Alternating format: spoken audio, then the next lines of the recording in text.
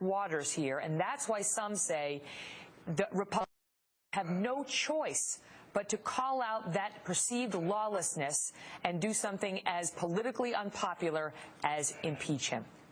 Look, I believe it is an impeachable offense.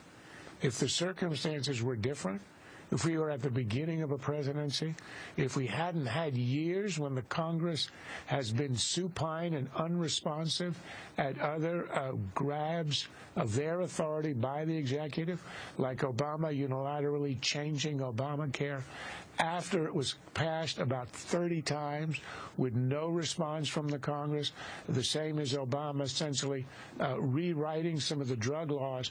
This idea of prosecutorial discretion is really a travesty.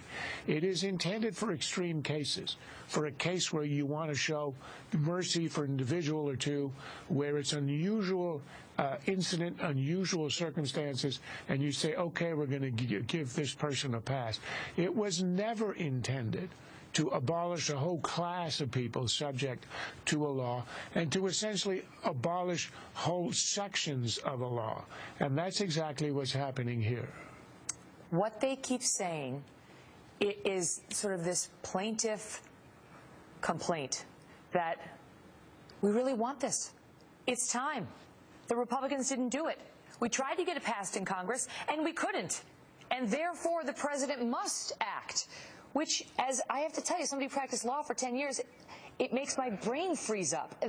That's not the way the system is designed. Well, that's the way the system is in Venezuela. If the caudillo isn't able to get stuff done through Congress, he issues a decree, and that's it. And he'll arrest anybody who gets in the way. The whole American system is designed that there has to be a collaboration between the Congress and the president. Congress has to pass it. He has to sign it. That's the way the thing works. You can't say, I waited and waited. And incidentally, the cynicism of Obama saying, I waited and waited, he was in control of the Congress. The Democrats had majorities for 2 years, in 2009 and 10. He could have proposed and passed any immigration reform he wanted. He didn't propose it. He waited. And now he says, I waited for Republicans. Where were you when you had control of the Congress? And you can't just say, I waited. You have to work with the Republicans. And you cannot simply issue decrees. We don't rule by decree in this country. I mean, Obama says he's a constitutional scholar. And the interesting part, as you showed earlier, is he knows that he shouldn't be doing this. But I think he's reached a point in his presidency, he's not ever going to be on the ballot again, even indirectly. And he doesn't care. He doesn't care. He's going to go for it. What would happen, Charles, in this country if we had a Republican president who said, you know what, I'm going to use my prosecutorial discretion to just not go after those who harass women who are going into abortion clinics? I realize there are laws on the books that say we should go after them, but I just see them as worthy of my mercy. And I tried to push a bill through Congress, but those darn Democrats wouldn't allow it. So with the stroke of my pen, I am now going to say we're just not going to prioritize those prosecutions. I mean, this is a precedent that the left may not want to set.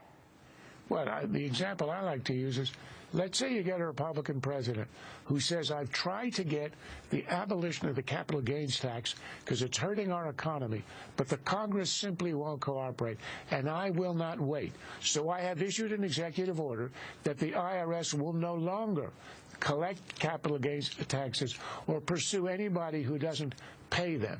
Everybody would say this is obviously a breach of the Constitution, and it would be an impeachable offense.